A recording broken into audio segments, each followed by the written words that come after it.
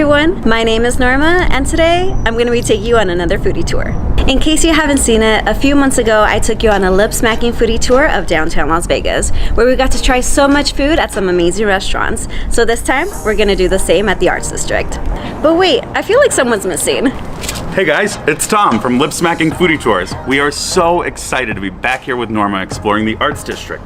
Our Lip Smacking Arts District tour visits 3 of the best restaurants here in the Arts District and celebrates the food that they're serving. And I have a little surprise for you at our 3rd stop, where we're going to take a break and explore some of the amazing art done here before we eat again. All right, I'm excited. Let's go. Let's do it.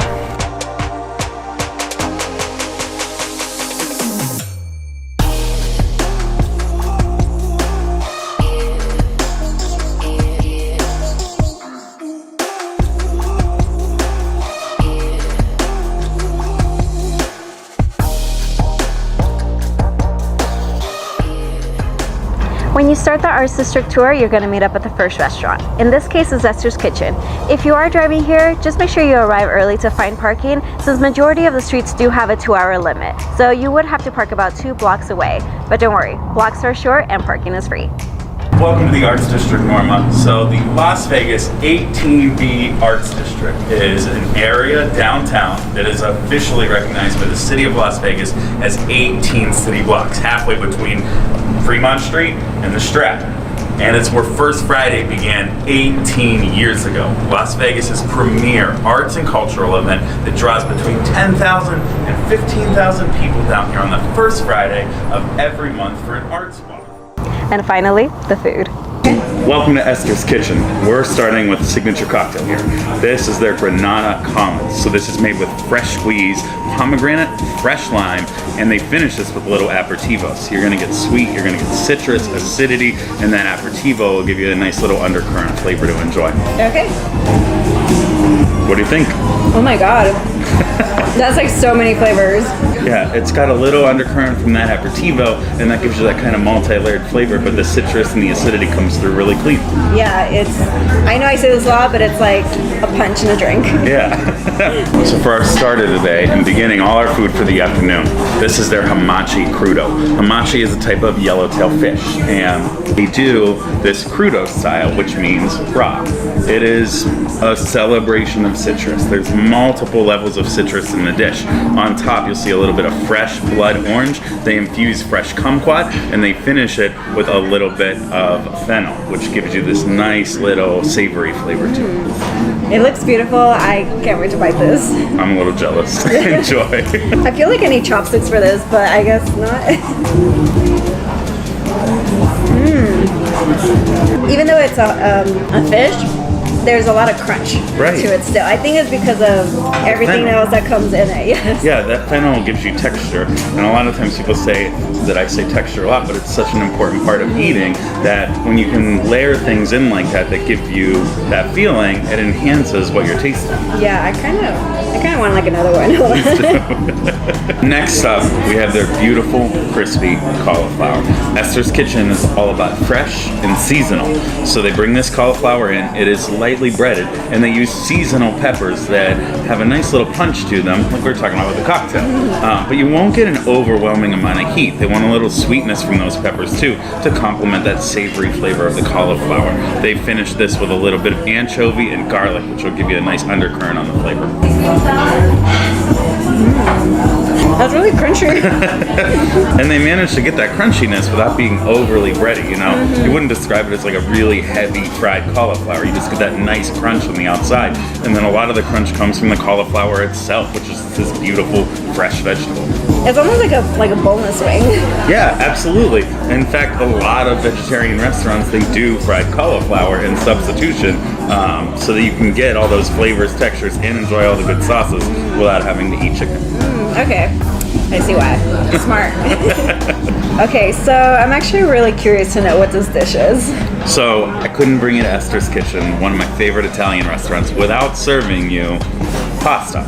So this is ratatouille. It's a spiral pasta. It's tossed with this beautiful black garlic cream sauce. And because it's a spiral pasta, it soaks up some of the cream and it holds it as you're eating it. It's dressed with a little fresh lemon that'll give you acidity, and you're gonna get a tiny little crunch because they fresh chopped scallions to cover the pasta before they serve it. Please enjoy. Okay. I've never seen a pasta like this before. They're not your they're not your traditional spirals. They're much more condensed, so they kind of trap that sauce and they hold it in every bite, so you get that black garlic bite every time you dig in. Very creamy, very lemony. I really like this style of pasta. I've never had it before. Kind of like a little bit of a thicker You got it. pasta altogether, but really good. Awesome. The food at Esther's Kitchen was great. If I could, I would have 10 more pieces of that hamachi crudo. But next up is Main Street Provisions, which is less than a block away.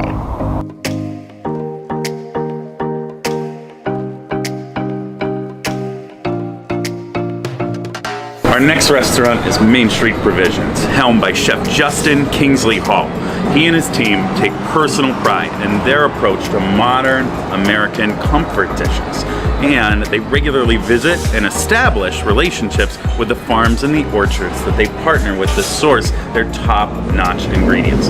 Chef and his team are firm believers in both plant-based and whole animal cooking, believing that every part of every ingredient should be celebrated and never ever wasted. Nice. I'm Yeah. done with that. Let's go in. Let's head in.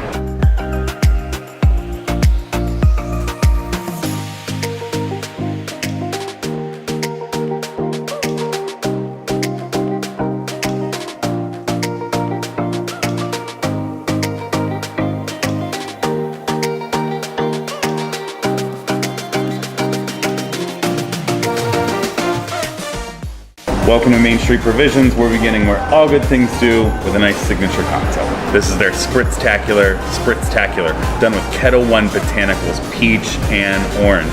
A little bit of rhubarb liqueur, a little bit of fresh tonic as well. Brings the whole thing nicely together. Nice. Enjoy. It's a really big glass. It's the Arts District. It's Las Vegas. We don't do light drinks. This is so refreshing. Yeah? Yes, very refreshing. Yeah, definitely that orange and the peach. Yeah. Definitely lots of peach in here. Kettle One Botanicals is a really cool variety of vodka. They do these really nice infusions, so you get these natural flavors in the drink, and it doesn't taste fake or too sweet, which is nice. Yeah, I like it a lot. Definitely need this poolside this year. First up, here at Main Street Provisions, we have their trumpet salad. Trumpets are a type of mushroom. They have big caps, and they are a little thicker, and they have a more meaty texture to it. In the salad, you have two types, raw and roasted. It's all topped over wild desert bloom greens, which will give you a nice natural peppery flavor. Little roasted pistachio and crispy onions. Those give you some nice texture in the bite. The dressing is a mushroom shoyu dressing. Shoyu is like a type of soy sauce with a really specific set of ingredients and fermentation, and they finish this with some fresh herbs that'll give you a little boost in the flavor. Wow, okay. Let's dig in. Enjoy. Okay, big bite. I like what you said about that it's very light dressing. Yes, I don't feel like this is drenched. Like it's very light, very soft. I hate when my salad is swimming in dressing. At that point, it's like, why even order one? So you said they're like desert greens, right? Yeah, so these are wild desert greens. They do bloom in the desert, and they have a nice natural peppery flavor to them. Yeah, I mean, I don't want to like compare it to arugula, but it's kind of, I see the desert Yeah. in it. It's similar to arugula.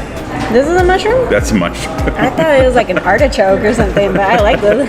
Next up, we have their young harissa carrots. So these young carrots have a nice natural sweetness to them because they're younger. These guys are roasted, so they get this really nice char on the outside, which also caramelizes the outside of the carrot, bringing out some of that natural sweetness. They're tossed with some crispy kale, which will give you a nice crunch. They finish this with a little tomatillo sauce on the bottom. Enjoy. Okay. I think I need a knife for this one. Hold on. Dig it. Oh wow, they're so soft. Yeah, when you roast them, it really breaks down the inside of the carrots, so you get them really soft, easy to eat. They should cut almost with a fork. Yeah, I didn't even really need the knife. I just, like carrots. Usually carrots, you need something like a knife. Oh my god. They remind me a lot of the candy carrots my mom used to make growing up, but way, way better. Sorry, Mom. Yeah, but this is almost like, I feel like they're closer to yams. You got it. Yeah. You get that nice soft texture to them. And much like at Thanksgiving, when you get your yams a little bit candied, you bring out the natural sweetness and something that's not naturally that sweet. Okay. This is basically the definition of like farm to table. Yeah. Like from now on, this is what I'm going to picture when I hear that saying. I love it. And get a little kale in your bite too, so you get a little of that crunch. Yeah, definitely try it with kale too. Here at Main Street, they take a lot of pride in presenting quail, which is not something that's easy to cook or all that conventional. They take a lot of pride by using their Fogarty charcoal oven, which actually will charcoal roast the quail, giving it the perfect amount of smokiness to the natural flavor of the meat itself.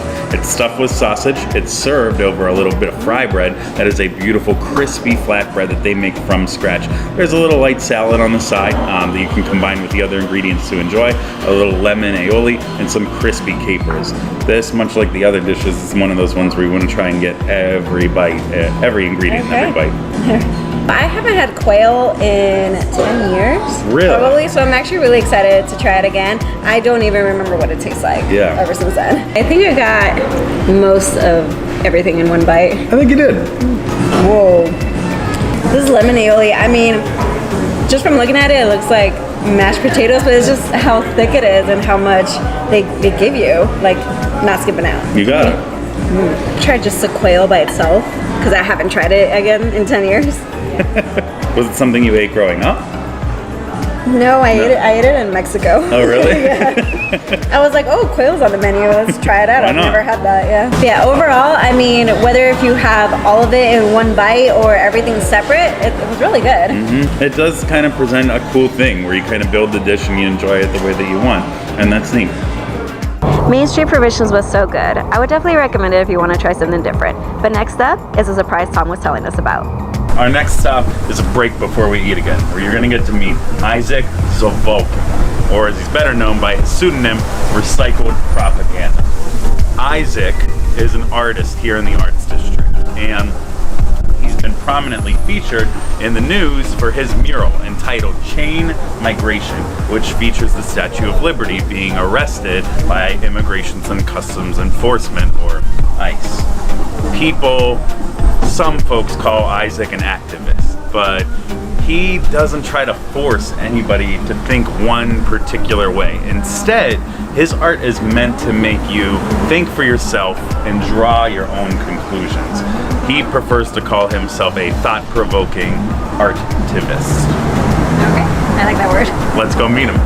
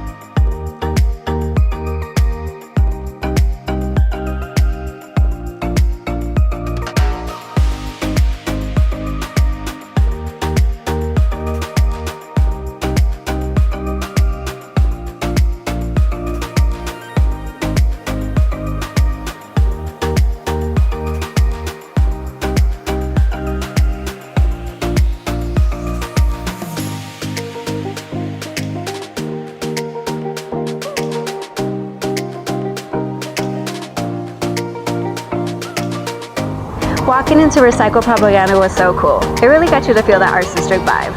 But now on to our last stop for a bit of dessert.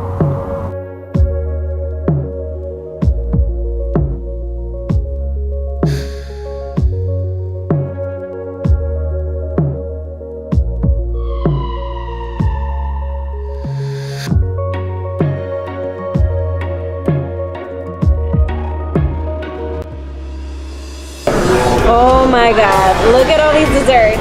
Can I eat these yet? Not yet. I gotta tell you about them first. You've got your cocktail over there. That's their Moscow Mule, done with absolute vodka, ginger beer, fresh lime, and a little mint. now on to the desserts. You've got their chocolate bread and butter pudding. House-made bread, baked right here in-house, and slathered with a beautiful chocolate brandy sauce, which is super rich. The bread itself, the bread pudding itself, has a nice crispy exterior. Inside, it's soft, warm, and moist. On the side, we have a little fresh vanilla ice cream. On my side of the table, this is my favorite. It is the sticky toffee pudding. This yellow sponge cake is baked with dates. It's topped with a thick caramel on top. A little bit of fresh ice cream as well. This is served piping hot. Next to that, you've got their banoffee pie. This is a traditional English pie. It's done with a golden graham cracker crust, homemade caramel toffee, and finished with hand whipped cream and fresh sliced bananas done to order. Wow. You still have to wait. Okay. No, I'm kidding. Go ahead. Oh yeah, that is crispy. Yeah, it's got a really nice crispy shell on the outside. We've mentioned caramelization. You get the same thing. You're trying to bring those sugars out, and you want the chemical reaction to happen where they're going to enhance a little bit. What do you think? It's a pretty common reaction. Really enjoy the crispiness on the outside. Crispy on the outside, gooey on the inside. Yeah, so crispy, almost like a shell on the outside, and a warm, moist inside. Yeah, very, very gooey. Yeah. I didn't even try my mule. Oh my god, I was too excited for the I get it. for the dessert. There's a whole lot going on right now. Toffee pudding. Okay. Sticky toffee pudding. Whoa. That is like the opposite of that. This is gonna be crunchy. This is really moist, very soft. Definitely. Oh my god. Yeah, that caramel toffee at the top is like butter. It just went all over. You even get a little bit, as I mentioned, there's dates in it, so you get a little sweetness from that fruit in your bite as well. Yeah, this was, I can see why you say this was your favorite. It's, wow. They're all amazing. It so melts in your mouth. You just gotta pick one though. Yeah. This is their banoffee pie. This one's a little lighter compared to the richness of the other two. So I love bananas. I'm actually most excited for this one. Who knows, maybe this one will be my favorite, but I'm really excited to try this one. You'll notice it's a nice thick graham cracker crust too. It's not like the bottom of a cheesecake where you get a tiny little bit. You get this really nice crust. Top of that whipped cream, fresh bananas, all comes together really nicely. Yeah. My favorite part is this caramel in the middle. So in Spanish, we refer to it as cajeta, which is kind of like maybe it's a Mexican caramel, but it's a lot thicker. It kind of reminds me of that. I think that's why it's my favorite. Nice. If you guys are gonna order one or the other, order one of these. Those are so good. It actually turned me onto the chocolate you were talking about in your hot chocolate video. Abuelita, right? Yeah. We went out, it was really hard to find it, and then we did find it, and we started melting it down, and it was so good. I'm sorry, Tom, but yeah, I'm gonna have to choose this one. You think so? This is for sure my favorite. You're gonna share, right? Yeah. That was definitely more than enough dessert that I could fit, but such a great way to end the night. Just want to say thank you to Tom for once again taking us on this amazing experience, and to Lip Smacking Foodie Tours for helping me show off these Arts District restaurants. This was the Arts District tour we took today, along with a beverage package. So if you're interested in taking one of their tours, just go on to lipsmackingfoodietours.com. They have tours every day, and not just to the Arts District. They also have downtown, Chinatown, and the Strip. And just to let you know, the tour menu from Esther's Kitchen is seasonal, so your menu might look a little different than mine. Please make sure you give this video a thumbs up, subscribe, share it with your friends, and comment below. Let me know which of these restaurants interest you the most, and hopefully soon enough I can take you on another tour. But thank you so much for watching, and I'll see you guys next time.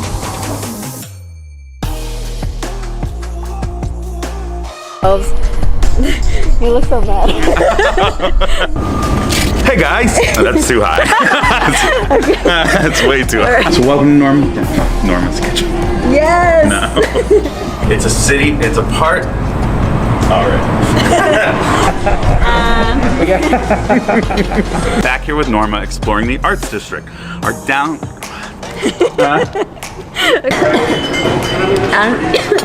Okay. We have their young harissa carrots. So harissa. Sorry. Yeah, I did something weird. All right. You can see your shoes.